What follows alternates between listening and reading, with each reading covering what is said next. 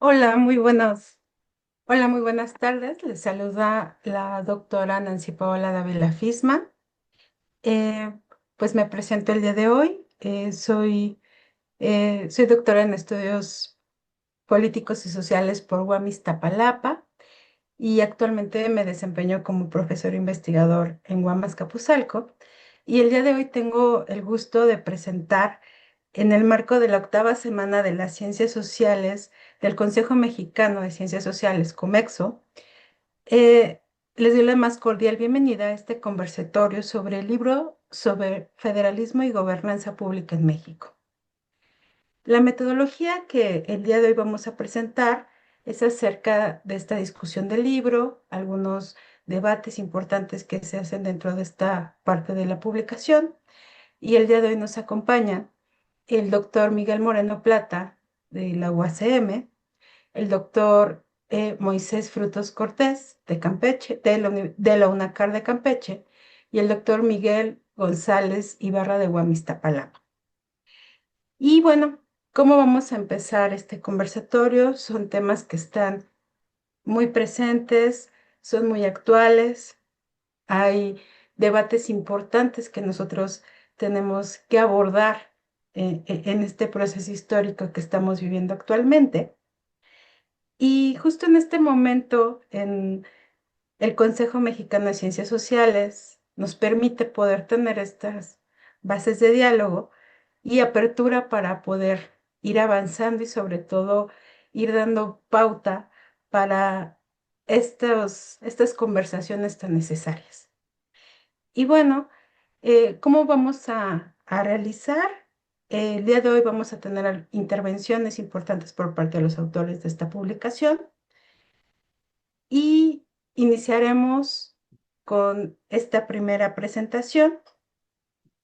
Nuestra, la manera en que vamos a llevar nuestro evento es algunos comentarios por cada uno de los que se encuentran presentes como parte de esta publicación y posteriormente al finalizar sus presentaciones daremos paso a un espacio de intervención por parte del público que nos acompaña el día de hoy y posteriormente continuaremos con las respuestas que se realicen en general a estas preguntas que pueda generar los que nos están acompañando.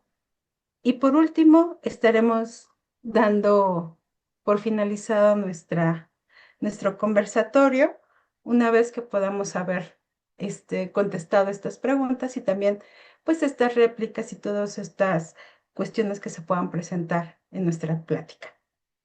Y bueno, eh, iniciaremos este conversatorio, por supuesto, presentando a quienes nos acompañan el día de hoy. Iniciaremos con el doctor Moisés Frutos Cortés. Él realizó un doctorado por la Universidad Centro Panamericano de Estudios Superiores. Es doctor en sostenibilidad y es maestro en Ciencias Sociales por la Facultad Latinoamericana de Ciencias Sociales y licenciado en Ciencia Política por la Universidad Nacional Autónoma de México. Es profesor de tiempo completo en la Universidad Autónoma del Carmen y sus líneas de investigación son procesos sociales, económicos y ambientales del sureste de México, grupos vulnerables y violencia social, manejo y uso de los recursos naturales. Asimismo, actualmente es coordinador del Observatorio Universitario de la Violencia Social desde el 2014. Le damos la bienvenida. Eh, Gracias, buenas noches. Buenas noches. El doctor Miguel Rodrigo González Ibarra. Él es doctor en Ciencias Políticas y Sociales por la División de Estudios de Posgrado de la Facultad de Ciencias Políticas y Sociales de la Universidad Nacional Autónoma de México. Orienta su trabajo hacia el estudio de la acción colectiva, análisis de políticas públicas e incidencia política en la sociedad civil. Es miembro del Centro Latinoamericano de Administración para el Desarrollo, CLAD, y actualmente se desempeña como profesor investigador titular en el Departamento de Sociología de la Universidad Autónoma Metropolitana Iztapalapa. Buenas tardes, le damos la bienvenida. Gracias, buenas tardes. Muy bien. Continuamos con la presentación del doctor Miguel Moreno Plata. Él es doctor en Derecho Ambiental por la Universidad de Alicante, España, maestro en Administración Pública y licenciado en Derecho por la Universidad Nacional Autónoma de México. Es profesor investigador de la Academia de Ciencia Política y Administración Urbana y en el posgrado en estudios de la ciudad en la universidad. También realizó estudios postdoctorales en educación y política comparada en la Universidad de Alcalá, en España, y desde el 2012 es integrante del Sistema Nacional de Investigadores del CONACYT y actualmente en la categoría de Investigador Nacional nivel 2. Muy buenas tardes, le damos la bienvenida. Muchas gracias, doctora Paula. Gracias. Y bueno, pues, eh, ¿les parece si iniciamos? Y bueno, empezaremos con la primera intervención, que está a cargo del doctor Moisés Frutos Cortés, y le damos el uso de la voz. Muchas gracias por la invitación y felicidades al doctor Moreno por esta obra, todo, todo trabajo que ve uno finalmente publicado, aunque a veces ahora sea electrónico, no deja de ser satisfactorio y motivante, ¿no? Para continuar. Y bueno, sobre todo siendo un libro tan denso, son 6 capítulos que rebasan las 380 páginas. Debo confesar que no tuve tiempo de revisarlos todos, pero me concentré en algunos de ellos y traté de hacer una síntesis del contenido de la obra como tal, ¿no? Creo que por mucho tiempo la ciencia política eh, siento que ha perdido a veces el rumbo, centrándose demasiado en los procesos electorales, lo cual pues a veces obedece más a cultura, a modas analíticas, ¿no? En ese sentido, regresar a este debate del federalismo y este nuevo modelo de análisis que es la gobernanza, creo que revitaliza en cierto modo el debate sobre la materia, el área de interés que debe llevar la ciencia política y no centrarse únicamente en la cuestión electoral o político-electoral. Por eso me da gusto que se haya buscado esta interdisciplina y multidisciplina en el libro, porque nos permite ver diferentes enfoques sobre un problema central, ¿no? Que es el federalismo. ¿Qué hacemos en México con eso que llamamos federalismo, ¿no? Y hay algunas hipótesis que se plantean, algunos supuestos que permiten ir entendiendo todo el sistema político mexicano, ¿no?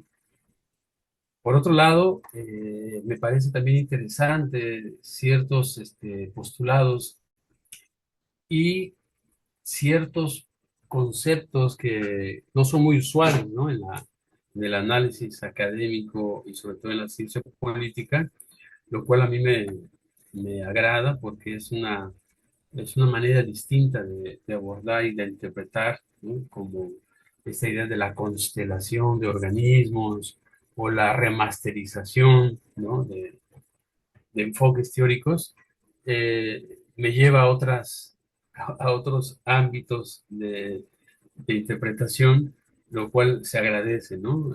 La remasterización es más usada en el área del sonido, de la música, y tiene que ver con darle sonido diferente, ¿no? Un nuevo enfoque, una nueva brillo a algo que se hizo hace tiempo. Y creo que ese concepto, ese término, ilustra muy bien esta idea de retomar el federalismo como un pretexto para analizar el sistema político mexicano, ¿no? Creo que ese es uno de los grandes descubrimientos de mi parte. Y bueno, el libro inicia con una propuesta temporal o coyuntural, ¿no? Habla de las dos tormentas, que también es algo interesante, ¿no? Ver las coyunturas como una tempestad, una tormenta social, sin caer en el catastrofismo o en la fatalidad, para entender, por ejemplo, el tema de del COVID-19, la pandemia del COVID-19, que generalmente se abordó desde la perspectiva de la salud. Sin embargo, o también desde la perspectiva de la gobernanza, ¿no? Sin embargo, entenderlo también como una apuesta sociopolítica de la sociología política de ver a la sociedad en riesgo, ¿no? En términos de Ulrich Beck, eh, nos abre también la puerta a preguntarnos qué tan preparados están los sistemas políticos, los gobiernos, los estados para hacer frente a este tipo de situaciones coyunturales, ¿no? Lo estamos viendo ahorita en estos días con el tema de Poza Rica y de las inundaciones en Veracruz. Nos muestra, digamos, como que crudamente la ineficacia e ineficiencia de ciertos aparatos de Estado, ciertas instancias gubernamentales, que si bien son situaciones no previsibles en toda su dimensión, pero sí hay mecanismos de prevención, sí hay leyes, sí hay normas, sí hay toda una serie de dispositivos que están establecidos para que la respuesta del gobierno y de las autoridades sea más eficaz. Y no se sigue, y no se observan, no se aplican, y por eso tenemos ese tipo de situaciones magnificadas precisamente por la magnitud del fenómeno que no estaba previsto. Pero siempre queda esa duda, ¿no? De por qué los gobiernos a veces son tan ineficientes e ineficaces. Y viene el tema a colación porque en esta repartición de culpas y de responsabilidades, vemos que precisamente si hubiera un federalismo más ad hoc, un federalismo más eficaz, la respuesta y la capacidad de respuesta de las autoridades ante estas situaciones sería mucho más, menos desfavorable para ciertos grupos, ¿no? Por ejemplo, habría que preguntar dónde está el atlas de riesgos de ese municipio, dónde está el atlas de riesgos ambientales de todo el estado de Veracruz y prever cómo estaban los albergues, las rutas de salida, etcétera. Digamos, son materia de acción de todo gobierno, tanto local, estatal y federal, y que nos ilustra, lamentablemente en estos momentos, precisamente la falta de un federalismo y de una capacidad de respuesta que el Estado debería de tener, ¿no? Entonces, por eso creo que en esta idea de la nueva agenda política que plantea también el texto, creo que esto de la gobernanza horizontal, o el modelo horizontal de la gobernanza como una estrategia novedosa para que los ciudadanos se incorporen en la solución de los problemas, tiene que ser algo más empírico y más concreto que mero planteamiento teórico e ideológico, ¿no? Creo que es momento de que los gobiernos locales empiecen a asumir sus responsabilidades, a implementar estrategias como se plantean en el texto de gobernanza, ¿no? Donde la participación ciudadana deje de ser meramente clientelar o decorativa y empiecen a tener mecanismos de participación efectiva, ¿no? Y no esperarnos a la llamada solidaridad afectiva y demás, ¿no? Creo que la gobernanza y el federalismo son una buena combinación para hacer frente a ese tipo de problemas coyunturales. Ahora bien, otro de los problemas centrales, valga la redundancia, es precisamente el centralismo mexicano. El centralismo mexicano que ni la llamada transición a la democracia, ni el nuevo modelo de gobierno, o la nueva manera de gobernar, como se plantea, pues ha deshecho, ¿no? Creo que desde la fundación de este país, ¿no? Siglo XIX, siglo XVIII, hemos tenido ese problema del centralismo y no se ve que haya una alternativa distinta para cambiarlo. Entonces, creo que el centralismo forma parte ya de la cultura política mexicana que le beneficia a todo grupo gobernante que llega y que promete cambiar las reglas del juego. De tal modo que el centralismo no estaría mal siempre y cuando hubiera un gobierno eficaz y gobiernos locales y o gobiernos estatales que hicieran efectiva cada quien en su competencia los mecanismos de gobernanza, ¿no? Y lo vemos también en otras materias, ¿no? Ahorita hablábamos del servicio civil, de la protección civil, pero también en cuanto a la burocracia o al aparato estatal, vemos cómo está ahorita una propuesta de reforma electoral que va a desaparecer los llamados OBLES, los organismos públicos estatales, que fueron pensados precisamente para combatir el centralismo político electoral. Entonces, con un argumento de eficiencia y de eficacia sobre todo de ahorro de recursos públicos, se plantea reducir el aparato político electoral, lo cual contradice nuevamente la idea de un nuevo federalismo, ¿no? Entonces, podemos ilustrar con muchos ejemplos lo que contradice la idea central del libro de un nuevo federalismo y de combatir el centralismo. Sin embargo, la realidad, digamos, nos enfrenta a una manera de hacer la política en México y un esquema distinto al que teóricamente se plantea en algunos de los capítulos. Creo que eso nos lleva a otro punto que es el de pensar nuestros sistemas políticos no tanto con las teorías occidentales o clásicas, sino ir pensando en que estos sistemas políticos obedecen a cuestiones también sociohistóricas y socioculturales de cada región y de cada país. Por ejemplo, el caso de Argentina es muy ilustrativo, ¿no? Y todos nos desgarramos las vestiduras diciendo cómo es posible que hayan elegido a este patán de presidente. Pero se nos olvida que nosotros también tuvimos nuestro Foxiato, ¿no?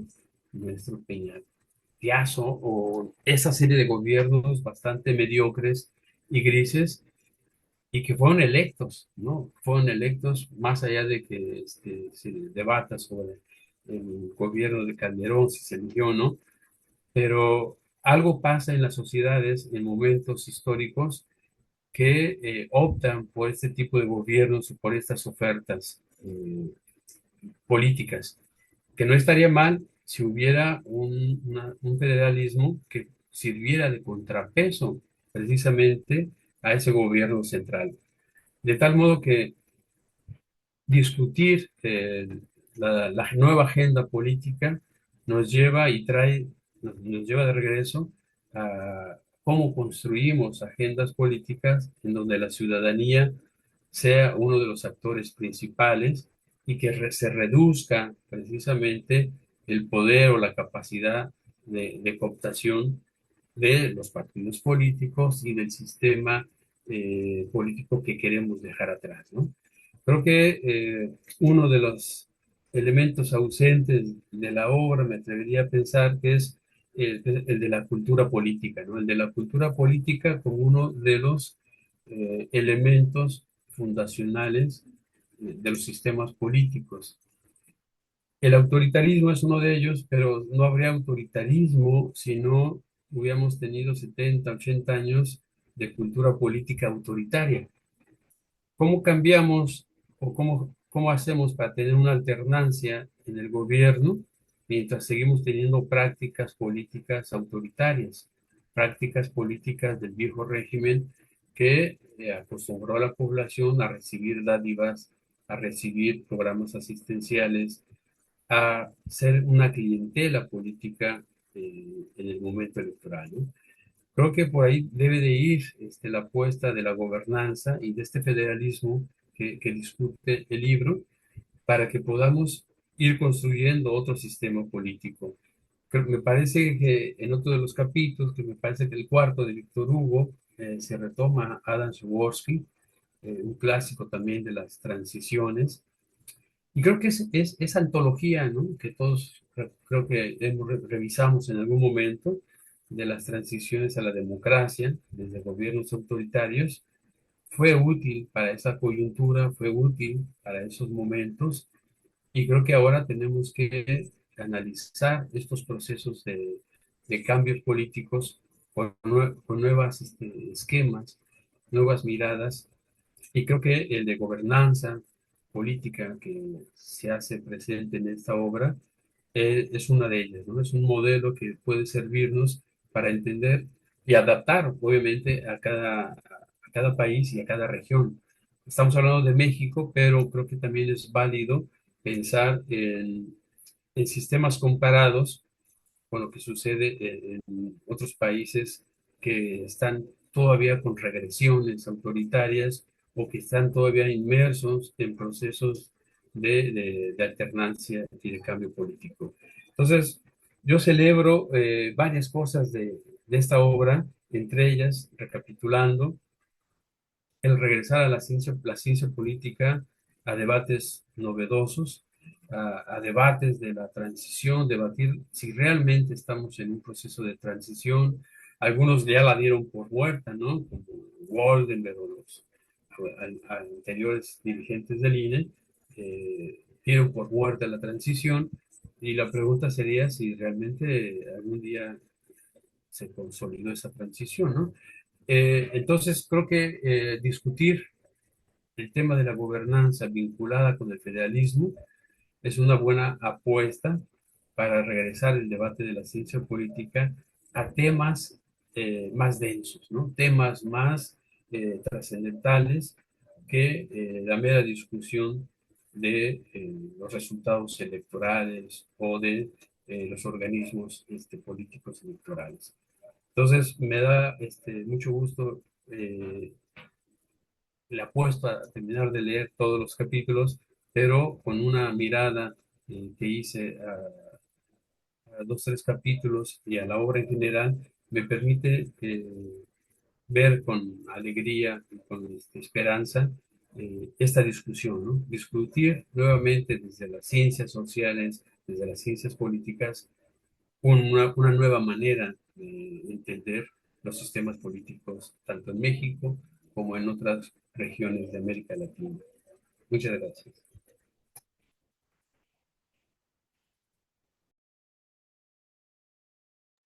Le agradezco mucho. Efectivamente, me parece muy interesante esta cuestión que retoma, porque justamente cuando hablamos de federalismo, siempre regresamos al mismo corte que tiene que ver con la experiencia tradicional de niveles de gobierno. Sin embargo, justamente es en los momentos de crisis y que se empieza a reconfigurar y reestructurar, y el federalismo va más allá solamente de una organización electoral, va realmente dentro de un gran contexto y de una parte de hacer gobierno. Entonces, me parece muy, muy acertado, le agradezco mucho. Y continuamos ahorita con el doctor Miguel Rodrigo González Ibarra.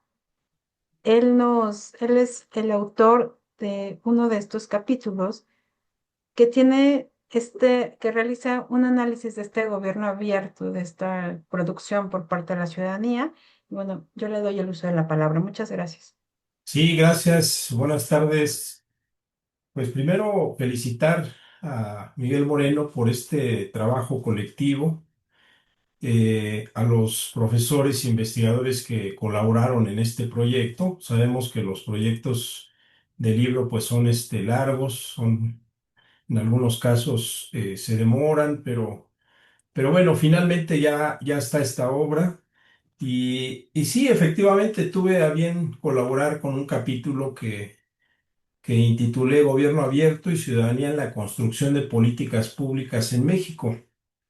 Y bueno, en este capítulo lo que yo trato es de plantear uno de los problemas más interesantes en las ciencias políticas y la administración pública, que tiene que ver con los cambios de paradigma respecto a las funciones y los procesos de coordinación de los gobiernos locales con el gobierno federal.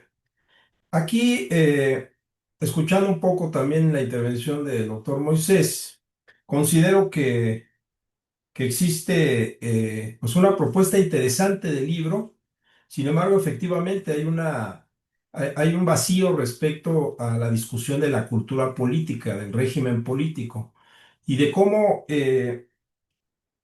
existen retos importantes para pasar de un enfoque basado en el centro del gobierno, en la centralización, en los procesos de decisión, hacia la creación de un sistema de gobierno descentralizado, con mecanismos de coordinación eficientes, eficaces y sobre todo con la construcción de una agenda política más regional y que atienda las necesidades específicas de las zonas con base en sus características y su desarrollo y necesidades históricas, ¿no? Que en México, bueno, pues es muy complicado, dado que el modelo de construcción federal, pues está muy anclado en relaciones de poder, en vínculos con actores que poseen capacidades y fuerzas.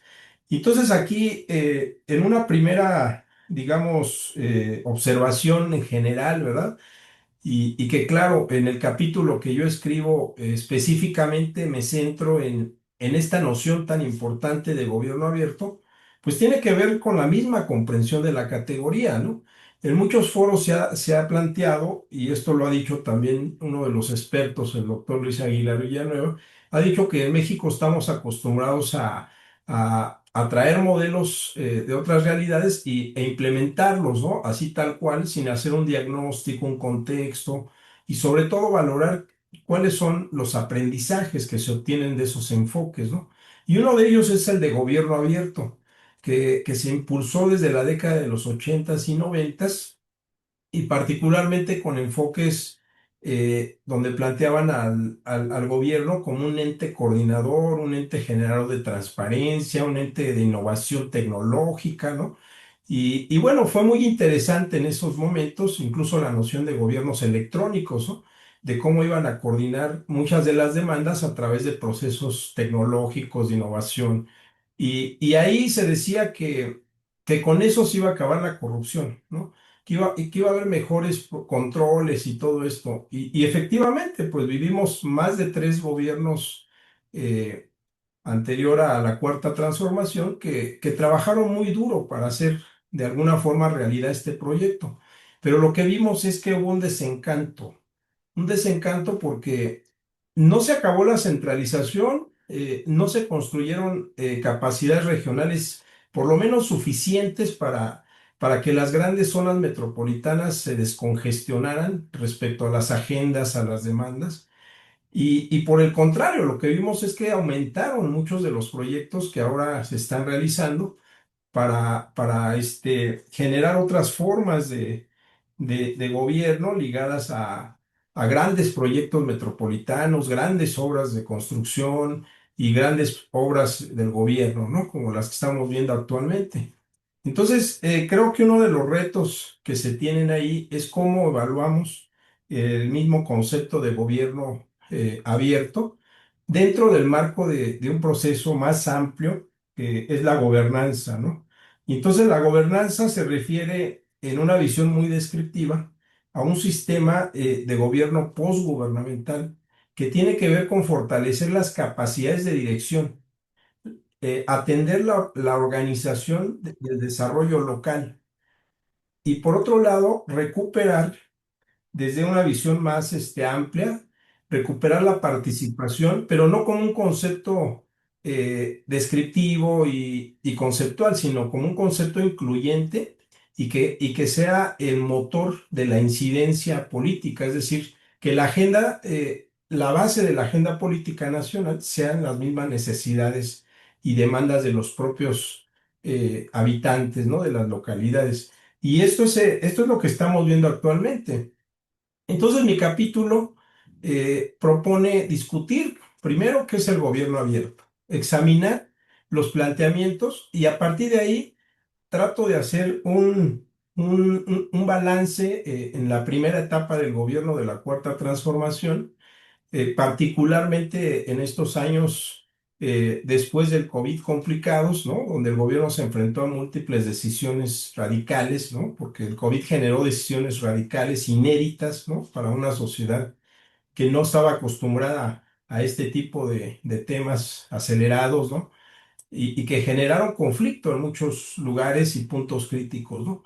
Entonces, una primera perspectiva que aporto es comprender el enfoque del gobierno abierto desde los estudios latinoamericanos, ¿no? En el sentido de una gobernanza más generada desde la sociedad y lo que algunos teóricos han denominado gobernanza en redes, ¿no? Y en ese momento se hablaba gobernanza en redes a través de organizaciones de la sociedad civil, de grupos, de, de, de colectivos que estaban exigiendo abrir de alguna manera áreas del Estado para que tuvieran formas de intervención diferentes, ¿no? Y aquí hay un planteamiento muy interesante que encontramos en esa literatura, que es el de el doctor Oscar Oslak en Argentina, y él prefiere hablar de un estado abierto, ¿no? Para aludir a un fenómeno que tiene que ver con la construcción de una voluntad que va más allá de los gobiernos, sino que toca cuestiones legislativas, mecanismos de control público y tal vez la apertura a ciertos repositorios de datos que los gobiernos pues generalmente controlan con mucho cuidado, ¿no? La rendición de cuentas, el control de los mismos recursos, ¿no? Entonces, en esta visión a mí me gusta porque se complementa con una perspectiva de dos autores estadounidenses, Roger Cobb y Charles Elder, cuando ellos en un libro que se llama Participación Política Americana, ellos explican cómo la construcción de una agenda parte de espacios de innovación, de colaboración de diversos actores en un enfoque plural y en una democracia que se va construyendo de una manera colectiva, ¿no? Y entonces aquí hay un aporte diferente que complementa esta visión de Oscar Oslak y por eso él le da mucho peso, ¿no? A esa parte de hablar mejor de un Estado abierto. O sea, si vamos a generar nuevos mecanismos de coordinación entre entidades federativas, pues no solo debe ser a nivel de gobierno, sino tiene que ser a nivel de régimen político, de instituciones, ¿no? Y entonces ahí viene la discusión, hasta qué punto estamos, en el caso de este gobierno, en la primera etapa, ¿no? Del gobierno de Andrés Manuel López Obrador, hasta qué punto se construyó una propuesta para, por ejemplo, descentralizar muchas de las decisiones, ¿no? Y yo recuerdo que se dijo que la Secretaría de Educación Pública, por ejemplo, se iba a ir al estado de Puebla, ¿no? Y se habló mucho de descentralizar y demás, pero después se generó un conflicto porque generar cambio institucional solo con discurso, pues genera múltiples dilemas y conflictos con los actores. Entonces, lo que encontramos es que hay una intención de generar un modelo de gobierno abierto, sí, pero a nivel operativo, ¿no? Y sobre todo porque los conflictos cada vez son de mayor intensidad, ¿no? Eh, las movilizaciones que hay en las grandes ciudades hablan de problemas de que falta no solo diálogo, no solo mecanismos de discusión e interlocución con los actores que demandan una agenda o una política, sino también con el mismo gobierno, es decir, los mismos, a nivel de gobierno, diríamos que los mismos gobiernos tienen problemas entre ellos, ¿no? Y precisamente aquí lo podemos ver en el caso educativo, ¿no? Gobiernos que estaban controlados desde el Estado, desde el centro, y después con la llamada descentralización educativa, pues, se crearon problemas múltiples, ¿no? Y ahora con la propuesta de la nueva escuela mexicana, pues es otro tema, ¿no? Que viene a abonar y viene a cambiar radicalmente eso, ¿no? Entonces aquí en el capítulo que yo propongo, pues lo que hago es recordar también que los gobiernos del PAN, en el sexenio del presidente Calderón, pues se habló mucho, por ejemplo, de transparencia como un eje del gobierno abierto. de divulgación, incluso del acceso a la información. Se dijo así textualmente en el Plan Nacional de Desarrollo de ese gobierno. Se dijo que se iba a tener la información del patrimonio de los funcionarios públicos, que iba a ser pública eso, toda esa información nunca se logró tener, ¿no? Y luego se dijo que incluso los ciudadanos, a través de organizaciones de la sociedad civil, iban a ser los vigilantes y los contralores de las mismas acciones de los gobiernos, del presupuesto, ¿no? Se crearon muchos comités también, con una figura que en su momento fue representativa. Yo recuerdo algunos autores que hablaban mucho de comités, jurados, consejos, ¿no? Ciudadanos, pero que al final se hablaba de que estaban de alguna manera cooptados o que no hacían un papel eficiente o eficaz o que les faltaba profesionalización, ¿no? Porque también hablar de gobierno abierto, acceso a la información, implica construir un modelo de profesionalización, ¿no? Que es lo que, al menos en los últimos temas de algunos congresos, se estaba trabajando mucho, ¿no? Entonces, el artículo que yo planteo también tiene que ver con esa opinión de la ciudadanía, por otro lado, respecto a la confianza que se tiene en las instituciones. Y entonces estamos en una crisis moral, no solo con un problema que tiene que ver con la ética en las instituciones, sino también con un problema de desprestigio, de falta de credibilidad, ¿no? De los procesos de gobierno. Y aquí dos temas que salen a colación en la agenda del gobierno de la Cuarta Transformación en su primera fase, pues tiene que ver con esta inclusión de la ciudadanía, y se dice textualmente de pasar de modelos de arriba hacia abajo, hacia modelos de abajo hacia arriba, ¿no? Y se utiliza mucho la participación ciudadana como un mecanismo que supuestamente legitima muchas de las acciones, ¿no? Y bueno, se utiliza también desde una perspectiva ahí muy especial, ¿no? Ideológica. Entonces, yo lo que veo, para ir concluyendo, es que existen todavía problemas de centralización política que no se han resuelto, ¿no? Y por otro lado, en el trabajo hago una exploración de encuestas, de algunas representativas, donde la mayoría habla de que tenemos un problema en términos de confianza institucional, ¿no? En términos de coordinación en entidades federativas con el gobierno federal, y aparece en este sentido el término de corrupción institucional. Es decir, la corrupción no solo es a nivel ya de instituciones, digamos, privadas, ¿no? Como antes se decía también en muchas empresas o ONGs que no hacían un trabajo legítimo, legal, sino ahora también es en las mismas instancias y estructuras de los gobiernos, ¿no? Entonces, eso se define como corrupción institucional, ¿no? Lo que está pasando dentro de las estructuras. Y algunos de las encuestas que encontramos es que en América Latina nuestro país pues sale mal evaluado, ¿no? En todos esos indicadores, ¿no? Lo cual nos pone a pensar sobre la noción de reconstituir la noción misma de institucionalidad, resignificar la participación ciudadana, ¿no? Para generar mecanismos diferentes y capacidades, ¿no? Y entonces, lo que yo aporto es eso. Por supuesto, en este capítulo, pues hago una interpretación con base en estos documentos, en entrevistas que encontré y en encuestas, pero finalmente el desafío que considero es que se requiere fortalecer las capacidades institucionales, ¿no? Para motivar otras formas de articulación ciudadana, otras formas de mecanismos que garanticen que realmente el gobierno está haciendo gobierno, ¿sí? Que realmente está haciendo un trabajo y que está haciendo un trabajo de acuerdo a la percepción, a las necesidades y a la realidad que viven los ciudadanos, ¿no? De lo contrario, pues es muy complicado. Miren, el 40% de la población piensa que hay impunidad en todas las acciones de gobierno, bueno, particularmente en los temas de seguridad ciudadana y en la corrupción salimos muy mal evaluados, por arriba del 50%, ¿no?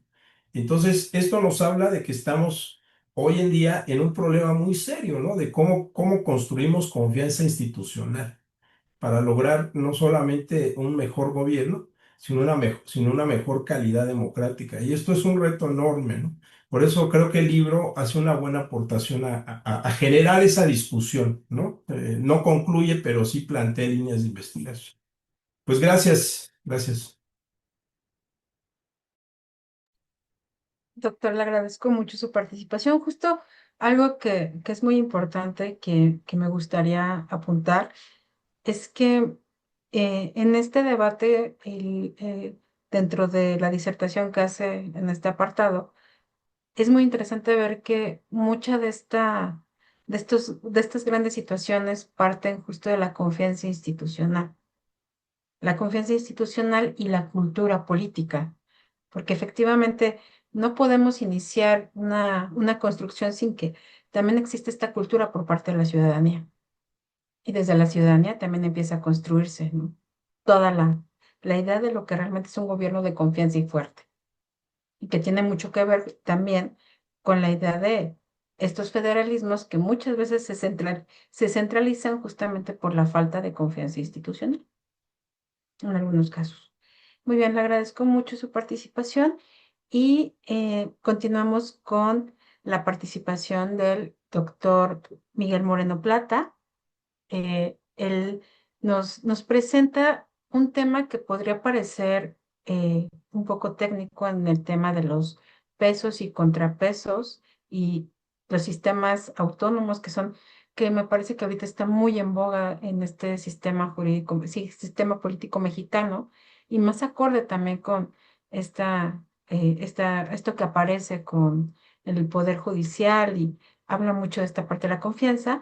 Y bueno, me gustaría cederle la palabra al doctor Miguel Moreno para que nos comente un poquito más acerca de este capítulo que nos presenta en el libro. Muchas gracias.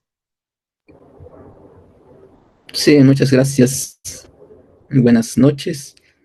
Y primero, pues agradecer a Nancy y a Paola y a los colegas Moisés y Miguel Rodrigo de la UAM también por su participación también en este evento. Es un libro colectivo editado por la Universidad Autónoma de la Ciudad de México, precisamente como comentaba Moisés, pues bajo dos grandes líneas, que es el federalismo y la gobernanza, pero desde una perspectiva, digamos, crítica y mediante la revisión de los principales avances teóricos y algunas aportaciones empíricas en estos campos. Entonces, digamos que el gran marco general que pretende eh, aportar el libro sí es esta necesidad de revitalizar el debate. El federalismo, sabemos, es un tema, no es un tema nuevo, es un tema, digamos, clásico en la ciencia política y otras ciencias sociales, ciencias jurídicas. Pero a mí me parece que se trata de un tema clásico, pero que necesita una renovación paradigmática. Y desde mi perspectiva, uno de los puntos para iniciar ese análisis de cómo avanzar hacia esa revisión paradigmática es precisamente la gobernanza.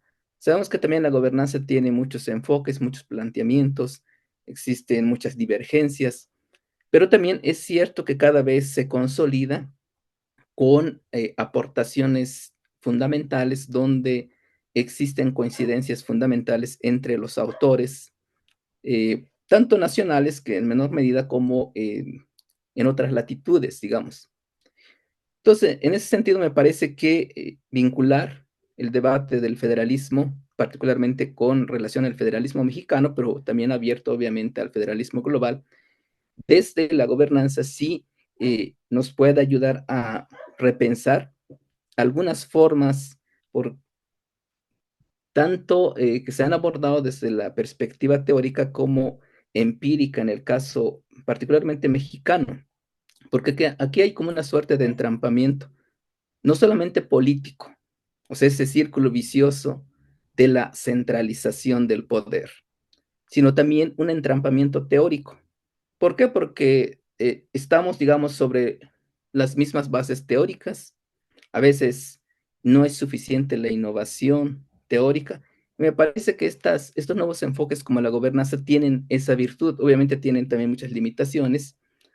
En algunos planteamientos son demasiado abiertos, etcétera, pero creo que, digamos, ese es uno de los puntos fundamentales que puede aportar. Entonces, en el contexto mexicano, coincido ampliamente con los colegas que me han antecedido, en cuanto que tenemos dos grandes tendencias que inclusive van más allá de la transición y la alternancia política. Esas dos grandes tendencias, desde mi perspectiva, pues, tienen que ver con los procesos de descentralización, centralización y recentralización, y la concentración del poder. La concentración del poder, básicamente, en el poder, en la institución presidencial, de la presidencia de la República. Pero finalmente, su denominador común de este fenómeno es la concentración del poder en instituciones y, en el peor de los casos, en personas, en gobernantes. Y también eso pone, digamos, en discusión una de las debilidades no solo mexicanas, desde mi perspectiva, sino latinoamericanas, que aquí, digamos, y también tiene que ver con la cultura política que acertadamente comentaba Moisés, en el sentido de que el peso, digamos, político predominante radica en las personas, en los liderazgos, y no tanto, digamos, en las instituciones. Necesitamos más y mejores instituciones. ¿Por qué? Porque las instituciones precisamente sirven para contener las ambiciones y los abusos y las limitaciones de los gobernantes, sean quienes sean, del partido o de la corriente política que sea, no importa si son de derecha, de izquierda, del centro. Entonces me parece que estamos en un proceso delicado, una especie que presenta algunos atisbos que puede ser de regresión en varios sentidos. Por ejemplo, en cuanto a la centralización, digamos, tenemos una parte de lo que tiene que ver con este proceso de recentralización que comenzó un poco antes del inicio de la autodenominada Cuarta Transformación, prácticamente a la mitad del sexenio, casi un poco menos de la mitad del sexenio de Peña Nieto, empieza a consolidarse un proceso de recentralización. ¿Por qué? Porque la primera etapa, digamos, la transición política, tuvo algunos avances en la descentralización. Y hablamos de una descentralización política, no la administrativa únicamente, ¿no? Un poco entre la descentralización administrativa y política, particularmente en materia educativa, en materia de desarrollo social, infraestructura social educativa, en materia de salud pública, etcétera. Pero más o menos a mediados del sexenio peñista comienza una regresión en el sentido de una recentralización, una recuperación de las funciones federalizadas, digamos, como un intento de mínimas reformas del federalismo mexicano, y hay una recentralización, particularmente en materia electoral, y cuyo proceso continúa con la nueva propuesta de reforma electoral. Entonces, hay una recentralización en materia electoral con el surgimiento del actual INE y el actual régimen electoral. Pero esta recentralización va más allá de la materia electoral. También va a abarcar otras materias que tradicionalmente estaban reservadas a los gobiernos subnacionales. Y entonces es una recentralización silenciosa en muchos aspectos. Quizá lo que causa más ruido es lo electoral, porque es lo más visible, lo que ha sido más tratado entre los cientistas mexicanos. Pero en realidad hay una recentralización que va más allá de lo electoral. Y esta silenciosa recentralización a favor de los poderes nacionales, no solamente de la presidencia de la República, pero sí de los poderes nacionales, cuyo centro es la presidencia de la República, indudablemente, abarca materias como lo que tiene que ver con vialidad, que antes eran asuntos subnacionales, lo que tiene que ver con registro público de la propiedad, lo que tiene que ver con materia catastral. De por sí el federalismo mexicano institucionalmente ya estaba desbalanceado, con una fuerte inclinación al centro, a los poderes federales. Pero con esto, digamos, se termina de desbalancear y con una inclinación inclusive institucional formal hacia los poderes nacionales. Los tres poderes en principio. Y en su momento hacia los organismos constitucionales autónomos nacionales, incluyendo el INE. Pero actualmente, como ese centro político nacional es el Poder Ejecutivo Federal, o sea, el titular o la titular en este caso, entonces esa centralización todavía está más exacerbada. Entonces, esa es una tendencia. La otra es precisamente la centralización dentro de los poderes nacionales. También quizá alguna de las pocas aportaciones de la transición política fue un relativo acotamiento del poder presidencial. Una de las pocas innovaciones institucionales de la transición, que desde mi perspectiva fueron los organismos constitucionales autónomos, que tuvieron también pues muchas fallas, han tenido muchas fallas, pero también desde esta perspectiva del acotamiento del poder bastante centralizado y sin contrapesos suficientes del presidencialismo mexicano, sí contribuyeron, digamos, en alguna medida a contener de manera institucional estos excesos. Y primero, el primer referente pues, es en materia electoral. Todos lo conocemos, digamos. Pero también hubo algunas otras aportaciones en materia de acceso, transparencia y acceso a la información pública, en materia de derechos humanos, ¿sí? En materia de financiera, mediante la autonomía del Banco de México, ¿sí? En materia de telecomunicaciones, en materia de energía, por mencionar, digamos, las materias más relevantes. Entonces, este relativo acotamiento, digamos que es de las aportaciones que yo ubico en mi capítulo precisamente que comentaba la doctora Paola, con relación a los organismos constitucionales autónomos que están pues en vías de extinción. Muchas pues sabemos que las últimas reformas constitucionales precisamente llevaron a la extinción del entonces INAI, del Instituto Federal de Telecomunicaciones, de la Comisión Federal de Competencia Económica, ¿sí? Del Coneval, que no se me escapa alguno. Entonces, esas funciones descentralizadas políticamente vía los organismos autónomos volvieron a centralizarse en el Poder Ejecutivo Federal. ¿Por qué dicen vamos a pasar bajo el argumento, el no tan nuevo argumento, o pseudo argumento de la corrupción y del abuso del poder y de la austeridad republicana? Vamos a centralizar. Entonces centralizamos transparencia, lo pasamos a una secretaría y sabemos que aquí las secretarías son eso, secretarías, dependencias, ni siquiera son ministerios como en otros países. O sea, tú eres secretario del titular del Ejecutivo Federal y su nombre dice mucho. Eres secretario de despacho. Estás obligado, quizá más políticamente que legalmente, a una lealtad absoluta, aunque eso suponga un abuso del poder. Entonces, estas funciones pues pasan a secretarías, lo mismo en la comisión, los asuntos de competencia económica y funciones antimonopolios pasan a centralizarse. Entonces estamos frente a un poder presidencialista todavía exacerbado, porque se le han quitado esos pocos contrapesos que estaban, digamos.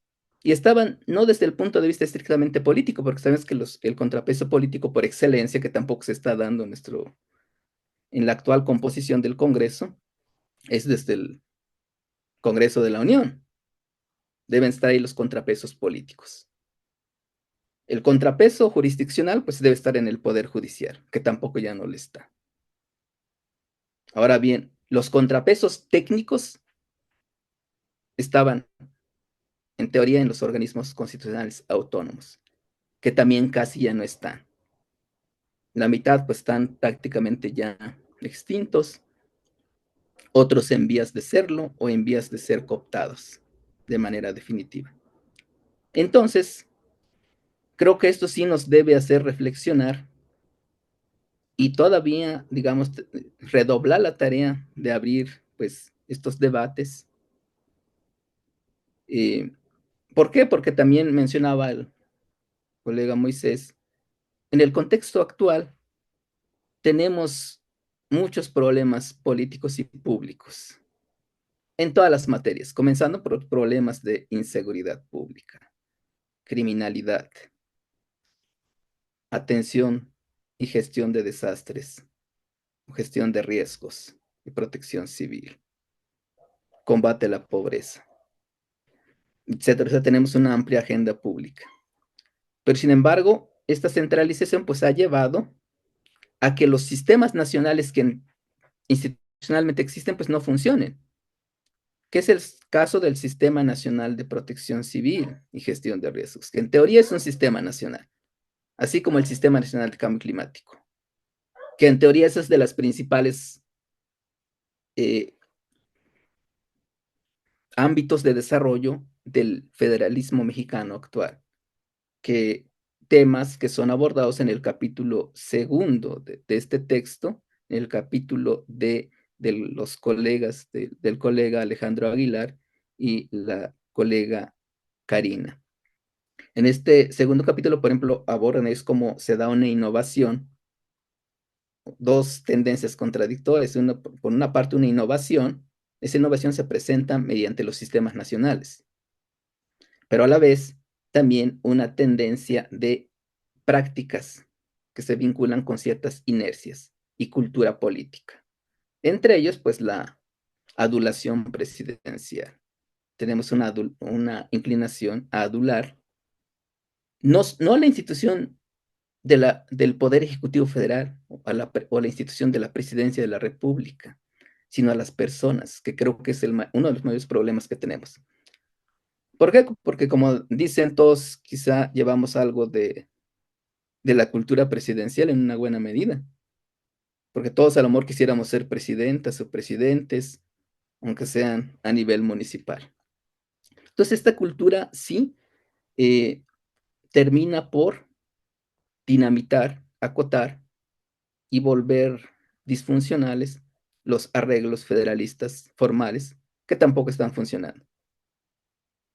¿Por qué? Porque hasta en la formalidad, en la Constitución está escrita la misma centralización. O sea, en la misma Constitución está anulado el federalismo. Hay fórmulas constitucionales que anulan el federalismo original. Entonces, la misma Constitución es centralista en ese sentido. Entonces, me parece que una de las cuestiones de las cuestiones académicas y también, obviamente, políticas y sociales, pues sí es abrir este debate. Pero creo que debemos abrir nuevas vías para este debate. Y obviamente tomando estos referentes teóricos y también con importantes evidencias empíricas, es un pie en la realidad. ¿Por qué? Porque nuestra realidad es atroz. Y eso lo estamos viviendo con pues los últimos problemas que tenemos en el centro del país, ¿no? Con las inundaciones. Eso evidencia el fracaso del centralismo político mexicano. ¿Dónde deben estar las capacidades operativas? En los gobiernos locales. O sea, la reacción inmediata, el monitoreo y las acciones de primer nivel de prevención y de atención a los efectos de los desastres. La construcción de capacidades institucionales debe ser una tarea de todos los niveles de gobierno, pero en ese sentido, mucho de los gobiernos locales. Pero tampoco no una construcción centrada en los gobiernos locales, sino con estos componentes desde la gobernanza, cuyas aportaciones fundamentales pues van desde la participación, pero tampoco no es cualquier participación, digamos, formalizada, inducida, manipulada, formalizada. Debe ser una participación, digamos, comprometida, con información, con recursos. Y no hablamos de recursos financieros, digamos, hablamos de todo tipo de recursos, comenzando por los recursos organizacionales. Si en nuestros municipios o en la mayoría las unidades de protección civil no tienen las mínimas capacidades técnicas humanas, tecnológicas y políticas, esto, digamos, esto, por ejemplo, de la atención de la gestión de riesgos, se va a seguir incrementando los costos. Entonces, creo que es tiempo realmente. Estamos, digamos, no podemos decir que estamos a tiempo, pero puede ser peor. No actuar, digamos. Y obviamente también esta construcción de capacidades pasa por los gobiernos estatales. Porque nosotros inclusive nos hemos quedado en esos 3 niveles de gobierno, por no hablar de más. Pero en realidad esos 3 niveles de gobierno son insuficientes.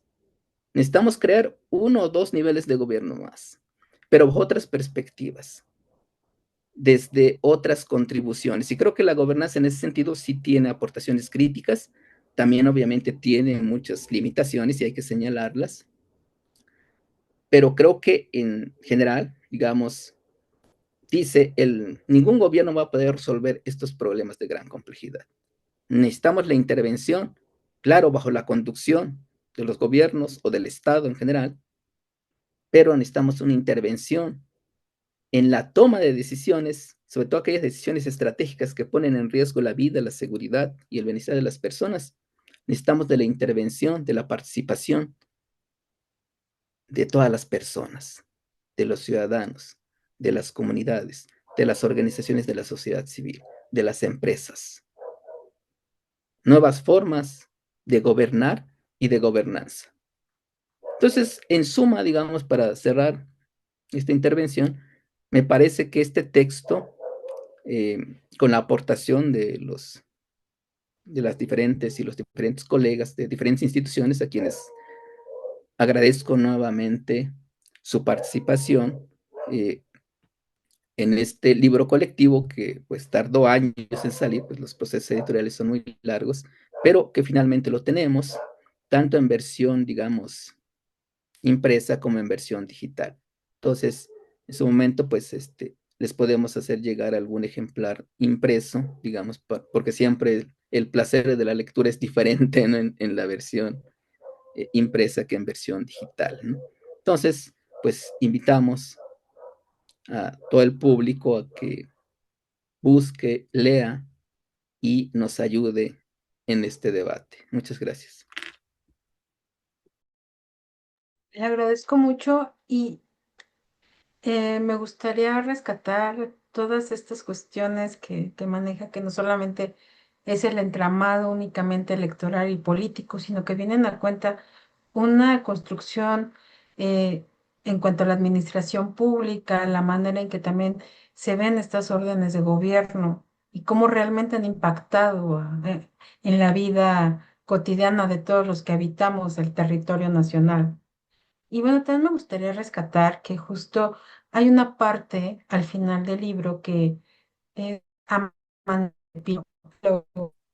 y los invito realmente a que ustedes puedan consultar también este epílogo, porque ahí es donde también se empiezan a tejer muchas de estas ideas que vienen a lo largo de la publicación, que cada uno de los aportes que tiene van, van unidos justamente también por esta, como bien lo dice la introducción, con esta preocupación científica y esta preocupación ciudadana por construir esta idea de gobierno, de gobernanza y sobre todo centrarlo en la idea del federalismo, que si bien se ha modificado desde nuestro constituyente del 17 a la fecha y se ha ido construyendo y se ha ido renovando y se ha ido innovando y como bien lo mencionó el doctor Moisés, se ha ido remasterizando.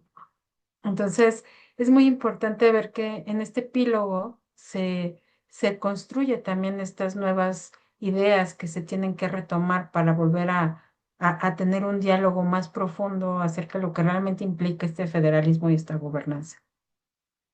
Muy bien, le agradezco mucho su participación. Y bueno, aquí tenemos dos preguntas.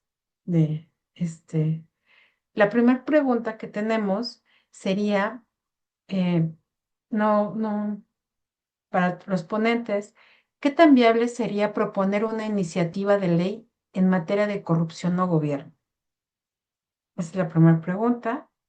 Y la siguiente pregunta habla de revisando la Ley General de Responsables Administrativos de la Secretaría de la Función Pública, eh, si si se puede proponer alguna modificación técnica que pueda ayudar a este tema.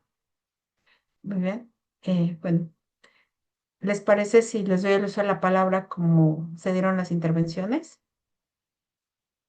Muy bien. Creo que es Los in- gracias. Mm.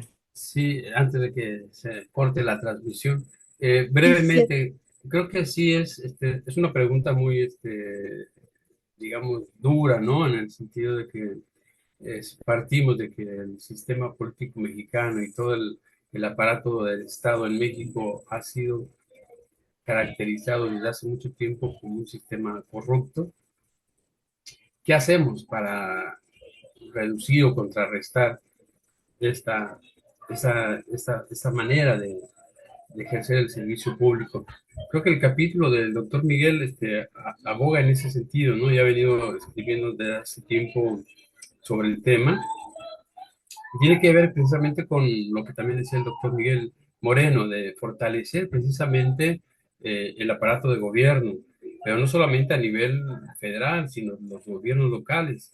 Creo que es cada vez más evidente que los gobiernos locales tienen mucha debilidad en cuanto al control precisamente del aparato. Faltó mencionar por ahí, por ejemplo, cuando hablaba el doctor Moreno de otros niveles de gobierno. Yo creo que sí los existen y son precisamente esos otros niveles como precisamente los caciques locales, los caciques regionales y los nuevos actores como que son estos grupos delincuenciales, en donde precisamente evidencian la ineficacia y la debilidad del aparato de gobierno, ¿no?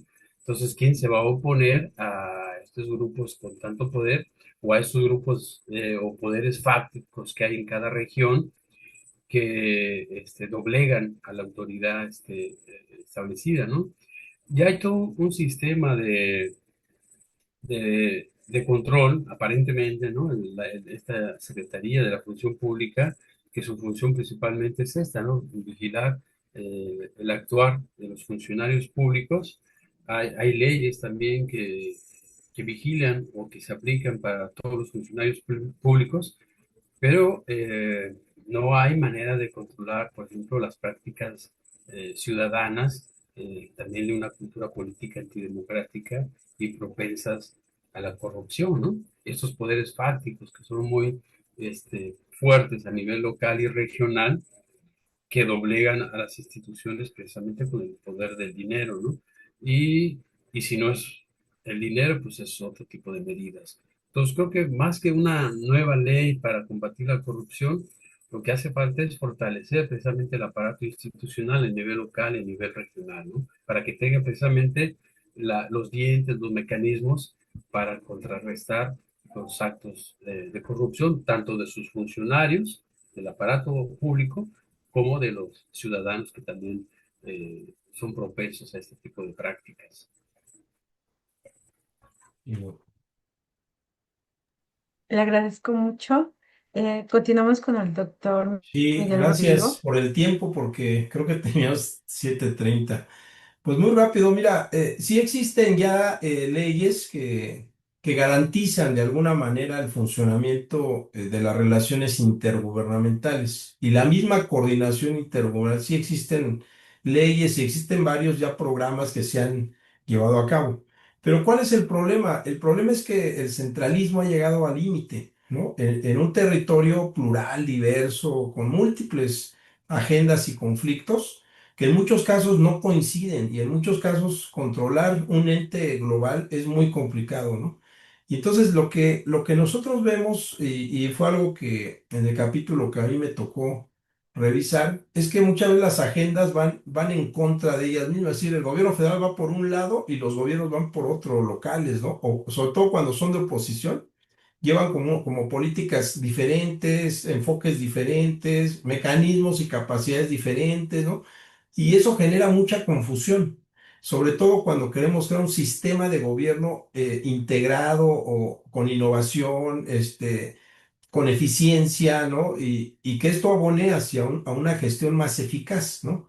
Recordando que muchos de los gobiernos, también hay que decirlo, locales, sobre todo los más pequeños, no tienen todos los recursos ni capacidades para enfrentar los temas, ¿no? Como el caso de los gobiernos más amplios, los metropolitanos, porque ahora ya hay coordinaciones hasta metropolitanas, ¿no? Donde para temas complejos, pues con caso de la Ciudad de México, el Valle de México, pues es muy complicado resolver problemas donde coinciden muchos actores y donde también no se han llegado a muchos acuerdos así favorables. El mismo ejemplo lo tenemos hoy en día con la formulación del Plan General de Desarrollo en la Ciudad de México, ¿no? Donde estamos en la fase de agenda, donde no pasamos de ahí. ¿Por qué? Porque llegar a la implementación implica generar las bases, las estructuras, descentralizar en serio y ahora sí motivar que exista una participación descentralizada en las alcaldías. Y lo que estamos viendo aquí en la Ciudad de México es que hay un control así del gobierno local hacia las alcaldías, ¿no? Entonces, ese es el reto del federalismo. Y si nosotros hablamos de descentralización desde una visión teórica, hasta doctrinaria o ideológica, pues no vamos a llegar a buen puerto, ¿no? O sea, necesitamos pasar a una gestión más práctica, más concisa, más precisa, ¿no? Con base en la participación de la ciudadanía y sobre todo de la construcción de enfoques de incidencia política que se refiere a en serio tomar la voz de las personas y hacerlas políticas, ¿no? Y eso es el problema que estamos viendo, que hay muchos mecanismos de intermediación que van canalizando las demandas más críticas hacia agendas específicas y otras que son más hacia agendas político-electorales. Recordemos que los gobiernos están también trabajando, pero atrás hay una estrategia de política para conservar y mantener el poder finalmente de estos grupos, ¿no? Que llegan a una vez que se gana una elección. Entonces, creo que por ahí tenemos que ir trabajando, pero concuerdo en que hace falta evaluar también, ¿no? Con mayor rigor, con mayor fortaleza. Y eso no lo tenemos hoy. Se está perdiendo todos esos indicadores, ¿no? Al menos en algunos lugares como la Ciudad de México. Los ciudadanos no tenemos acceso rápido a lo que está haciendo una alcaldía, por ejemplo, en Álvaro Obregón. No sabemos cuánto gastó, no sabemos. Son muy parcos los informes, ¿no? Muy cerrados, yo diría, ¿no? No son gobiernos abiertos. Son gobiernos más bien que pretenden abrir información, pero la que les conviene, ¿no? La que no genera ruido, la que es controlada, ¿no? Información muy descriptiva, no es información realmente donde los ciudadanos estemos preocupados y estemos viendo cómo se gasta cada centavo, ¿no? De lo que se aporta a cada entidad federativa, ¿no? Esos son los retos, ¿no? Pero bueno, ahí lo dejo por el tiempo. Gracias. Le agradezco mucho y bueno, le cedo la palabra al doctor Miguel Moreno. Sí, muchas gracias. Sí, también en relación básicamente con las preguntas que se formulan respecto a la parte de lo que tiene que ver con las leyes, que son parte de las instituciones formales, parte de las reglas, a mí me parece que tenemos un gran problema de la cultura de legalidad, tanto de gobernantes como de gobernados. Pero en este caso, pues, de gobernantes en el sentido de quienes están encargados de la aplicación de la ley. Entonces, en nuestro país, digamos, por leyes no paramos. Leyes tenemos para todo, digamos. Claro, hay leyes malas, leyes medianas y por excepciones algunas leyes buenas, digamos, en el sentido estrictamente jurídico. Digamos que muchas de las leyes que tenemos sí se ubican dentro de las más avanzadas a nivel global. Y en el caso de nuestro país, como parte de este sistema federal, en el sentido del federalismo formal, tenemos dos grandes mecanismos. Por una parte, las leyes generales. Las leyes generales la idea es unificar, armonizar la legislación en materias que se consideran de suma importancia nacional. Como tal, es la Ley General, por ejemplo, de acceso a la información pública, la Ley General de Responsabilidades Administrativas, y, por ejemplo, la Ley General del Sistema Nacional Anticorrupción, por mencionar algunos. Entonces, una salida ha sido, pues, establecer un marco jurídico general mediante estas leyes generales y darle, digamos, un poco de juego a las legislaturas de los estados para que complementen esa legislación generalmente, sus legislaciones particulares, con las adecuaciones en cada contexto estatal o regional. El otro andamiaje, digamos, institucional formal, pues son los sistemas nacionales. En este caso, pues tenemos el Sistema Nacional Anticorrupción, tenemos el Sistema Nacional de Seguridad Pública, Sistema Nacional de Protección Civil, Sistema eh, Nacional de Cambio Climático, etcétera. Entonces, en las llamadas materias de concurrencia, que son parte medular del sistema federal formal, pues existen estos sistemas nacionales.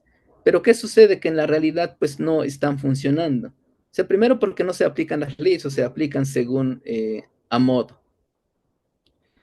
No hay una aplicación, digamos, sistemática de las leyes. No hay, porque no hay una supervisión en su cumplimiento.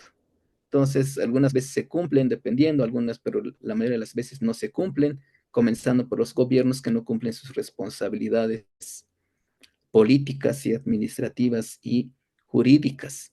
Y no hay una vigilancia en cuanto al cumplimiento porque también no existen los suficientes contrapesos. Entonces, ¿quién vigila que se cumplan las leyes?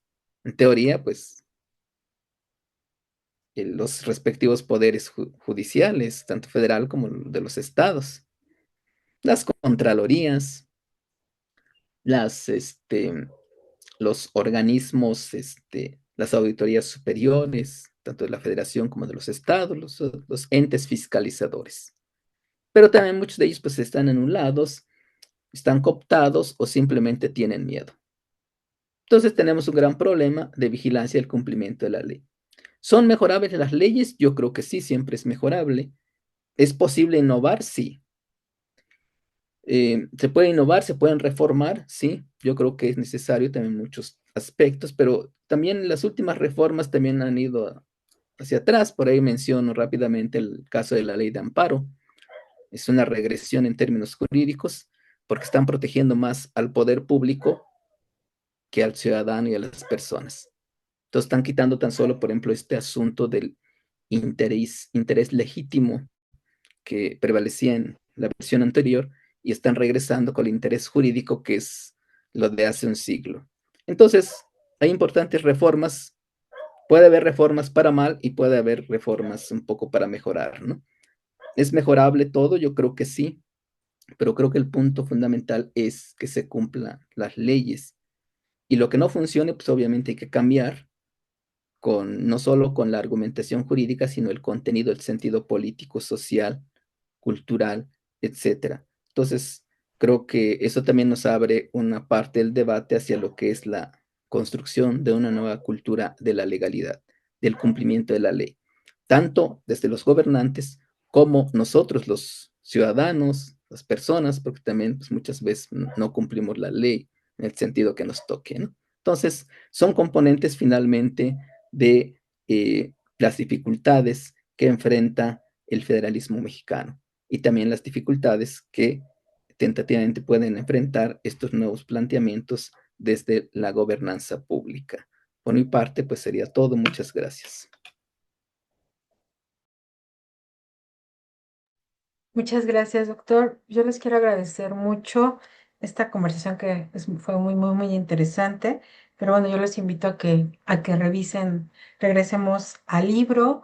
Hay muchas propuestas y sobre todo, como bien manifiestan, hay muchos elementos nuevos que es importante visitar, revisitar, también tener en contexto para poder ver cuál es el futuro de este federalismo y esta gobernanza pública en México y les agradezco su participación. También agradezco al Consejo Mexicano de Ciencias Sociales por la octava Semana Nacional de las Ciencias Sociales. Se agradece a los asistentes por su participación y nuevamente les invito a que revisemos este texto que es muy, muy interesante y sobre todo muy actual. Que pasen muy buena noche y muchas gracias. Hasta luego, buenas noches. Hasta luego. Gracias. Gracias. Gracias. Hasta luego.